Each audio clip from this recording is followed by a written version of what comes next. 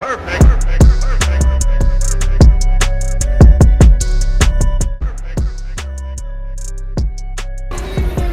Once again, bringing it to you, man. Excuse the background music. I am in Istanbul, Turkey.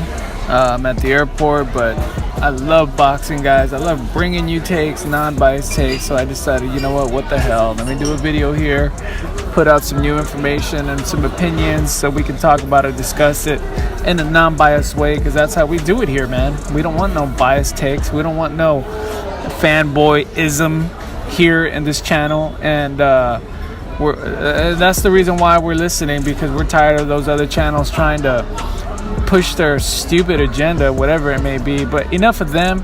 Let's talk about boxing. So anyway, I was thinking about this and I thought, man, who are the top five, like seriously, who are the top five middleweights right now, you know? And and with all this recent talk about Jamal, you know, Charlo, those other channels and the fanboys are saying, well, since he was exposed, why doesn't Canelo fight him now? And I'm thinking, well, and I started thinking, let me think about that for a while before I react. And then I started thinking about, well, Jamal's not even on my top six, fellas. Not even my top six. That's crazy. And I think we get confused, you know, with mandatories and all this and that. And I get that does have value, especially when I hold on to that belt. But when you get to a point where we're talking about the ultimate middleweight, or in any division that you're in, you got to compare everyone from every side of the court. You know what I'm saying is, you got to compare WC, IBO, all the other belt holders, you know, and not really factor in their mandatories, but see where they're at. And when you look at Canelo, man, and all the fighters that he's fought, he's obviously number one. He's proven that. A lot of people don't give him credit. Yeah, that's just the way it is, because he's had some close fights, but a lot of great fighters have had close fights before. Everyone has. And, you know, sometimes they get them, sometimes they don't. You know, and you can go back in boxing history and see that. You know, you can see Floyd Mayweather versus Jose Luis Castillo, number one. A lot of people thought Jose Luis Castillo won. You could look at Oscar De La Hoya and Felix Trinidad. A lot of people thought Oscar beat Trinidad, but Felix Trinidad got the win, and that's the way it goes, you know? So sometimes fights are close, and that's just what it is. So then I had, okay, Canelo number one, Triple G number two, because he's still, I mean, everyone said he looked old or whatever, but to me he didn't look old. To me he looked like he was just in a hard fight, and one of the hardest fights that he's ever had with serious competition, and, you know, he got taken to the limit. So until he comes back and fights someone else, and if he shows similar physical wear and tear that he showed in the fight late in the Canelo Triple G2 outing, then we can go ahead and start making that speculation. But until now, Triple G is number two, and he's still a man to beat. You know, number three, Daniel Jacobs. Why? He's a bad dude. I know, I like Danny Jacobs. I like his story. Who can't like that guy? The Miracle Man, right? And if you haven't looked into his story, look into it. I believe HBO has a documentary on him or something. But just look it up, man. The guy's cool. He's polite. He's well-spoken. But he's also about business. You know, you can tell he's, you know, he got that rough side to him. And I like that, man. He has like that hood in him. He can get hood on you, you know, real quick, but then he's always in a suit, well-spoken, you know, composed. It's just he's a very colorful dude, and in a way that I like. So, but aside from that, I like the way he fights. He is about fighting. He hasn't backed down any fights. He looked good in his previous outing, so it was a tough fight, but he looked good, and that opposition wasn't. I think he was a sparring partner that he was fighting, so they were familiar with each other's styles, what makes it interesting. So he's number three. Number four was a little tricky, fellas, because you know, recently Billy Joe and Demetrius Andrade were supposed to fight, and Billy Joe tested positive for some funny business, if you know what I'm saying. You're not supposed to do that.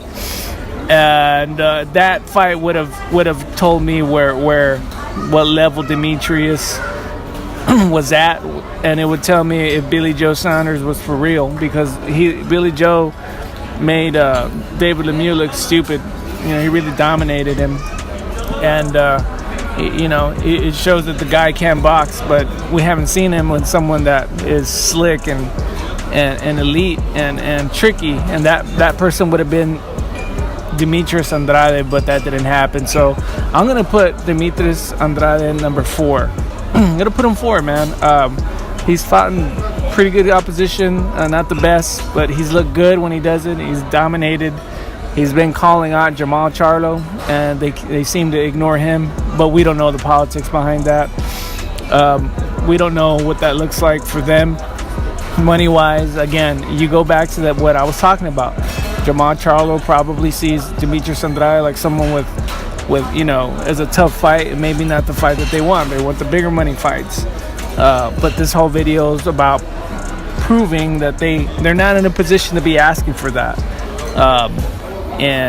So because they're not even in my top 5 and a lot of people's top 5. Anyway, so I put Demetrius Andrade number 4, Billy Joe number 5. After Billy Joe Saunders, was tempted to put Jamal Charlo on number 5, but man, I can't do it. I can't do it because who have they faced, man? Who have they faced? Who? Tell me who. Some of y'all would say, well, they're afraid of Jamal or whatnot. But who have they faced, man? Nobody. And you know who has faced serious opposition is David Lemieux. He got in there with Triple G. When he was knocking people out before there was any kink in his armor. Well, that's what they said after the Daniel Jacobs fight, that he looked a little, susceptible. But he got in there and he got dominated, got knocked out, but he got in there, Then after that, he had a few good wins. He devastatedly knocked out a few people. A couple people. I think he had the knockout of the year. I can't remember that kid, but he knocked him out bad. And then he got in with Billy Joe and got dominated. But he's fought good opposition, man. I mean, David Lemieux's got in there with some tough opposition. And I can't see Jamal ahead of him, because even though Jamal has an undefeated record, he hasn't fought anyone that I could honestly say, man, that guy's legit. He hasn't. Jamal needs to fight a David Lemieux, Billy Joe Saunders, or Demetrius Andrade. Not that he needs to, but he would have needed to have one of those guys in his resume for me to start considering him. But I can't until he does. But those are my top, man. Jamal's not even in my top 5. And let me know what you think. This is the way I have it. Maybe you have it differently. I want to hear what you have to say. I want to hear who your top 5 is. Do you have Jamel in your top 5? I know I don't. If you do, tell me why. I'd like to know. All right, man? Again, this is Exposing the Boxing channel. Well, we're not biased, and we expose biased channels. We don't want biased channels dominating our boxing talk, man. We don't need that. We don't need that for our sport. We need unbiased, objective opinions. And in a place where you can say whatever you want and not get blocked or kicked out like these other channels. You know what I'm saying? We're not going to do that here. All right, man. Take it easy. Peace.